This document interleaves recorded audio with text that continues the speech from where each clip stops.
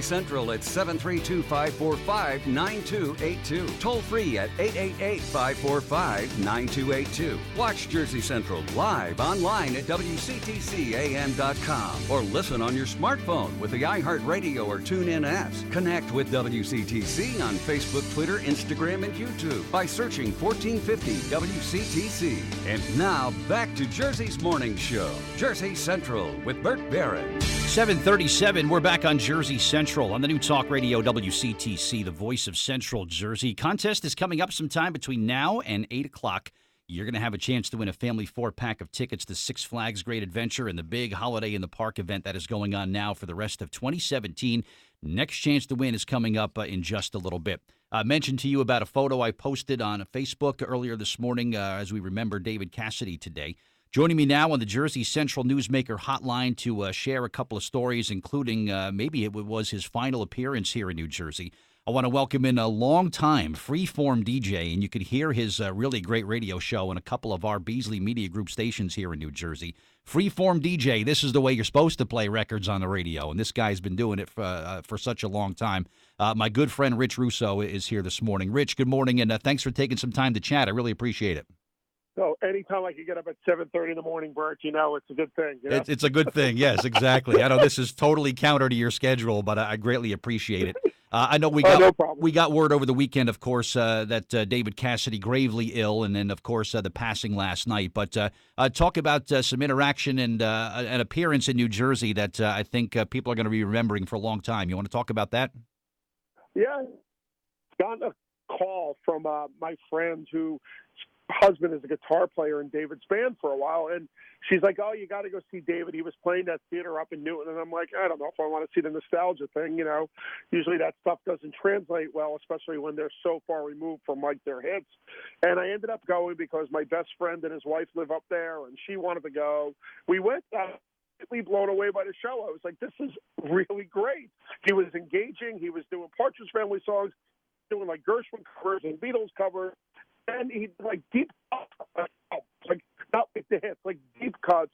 And I'm like, wow, what an amazing show. And he had like a video screen showing like the pictures of him with the Partridge Family. So afterwards, when I called her to thank her, I said, "Hey, do you think he'd want to do one of my anniversary shows?" And doing the freeform thing, the beauty of freeform is you can go from David Cassidy into like a local punk band, because that's what freeform is. And she says, "I don't know. Why don't you give David a call?" So David ended up calling me, and we talked for a little bit, and we did an interview, which I actually just posted on my website, which is probably one of his last interviews. And he agreed to do this show, and I called my friends down at the Count Basie, which is a great, great theater, as you know. I was nuts because David hadn't really sold more than 400 tickets in the last couple of years.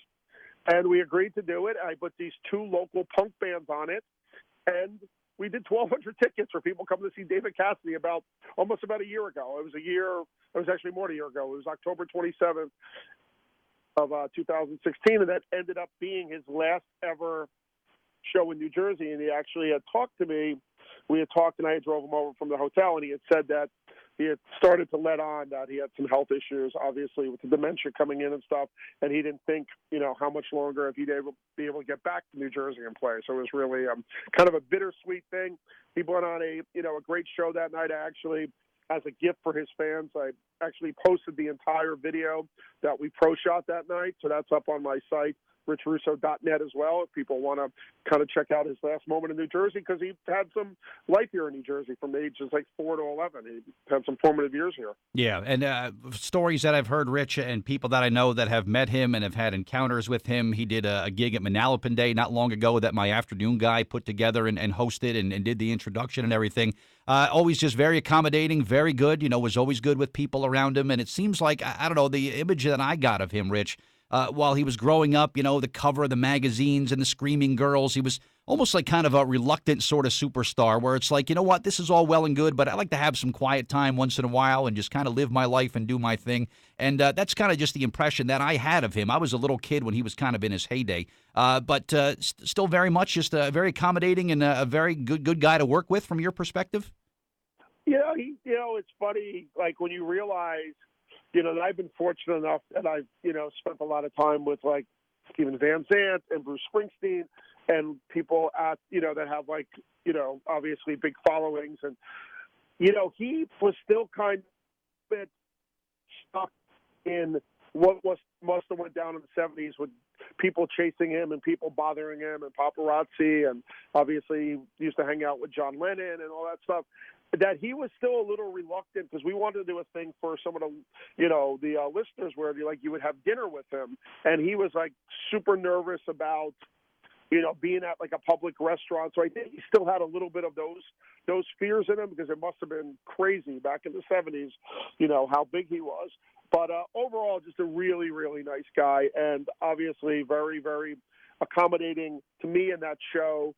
I wanted him to do a Springsteen cover that night, because his management, this person who wrote one of his last hits, two of those people, Mike Capella, Jim Credicos, literally took the money from the hit single they wrote for the Partridge Family and ended up starting a management company, and that's the management company that actually signed Bruce Springsteen right after that.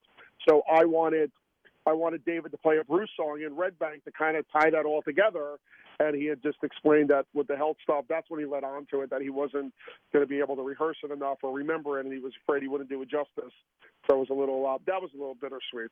Yeah, and it's interesting how when you look closely enough, Rich, everything kind of ties together. You know what? There's these bonds and these sort of like transactions and paths crossing that when you start to kind of put the dots together, it's pretty interesting. And I mean, come on, if you're on stage at Count Basie, how can you not do at least one Bruce tune, right? It's kind of like the unwritten rule, I think. You would think so, but he was obviously very, very concerned about that. I wasn't going to realize him, and that kind of led on to, hey, I'm not explained about both his parents having dementia, and then he was starting to, you could tell that there was a little bit of slippage even when you watch the video that I posted of the entire show. You'll see as it goes on, there's a couple of moments where, listen, he was a 67-year-old guy with some health issues that he had been hiding for about a year or so. And then obviously we know, about a year later he passed. So it's still a great document, and he still was a great, great talent. And it's very, very cool that, when you're looking on Facebook and you're looking everywhere, people are really posting really cool stuff about him and how impactful. I mean, think about it. That TV show was really not that good, and like people remember that TV show and people remember him, and he, was that sarcastic guy, and those, he had big hits, and he was also, and I know you're a big music guy.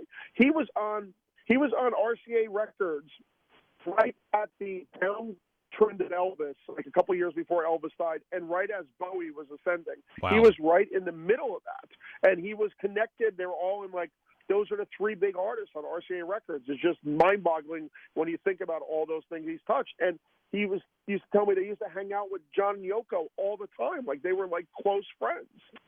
It's another like sort of interesting, friendship that maybe you wouldn't on paper would make a lot of sense to you, but those are the ones that I think are just so interesting, Rich. And I'm so glad you took some time to share some memories this morning. Where can we go again to view that video? Because I think I'd like to watch this Count Basie show myself.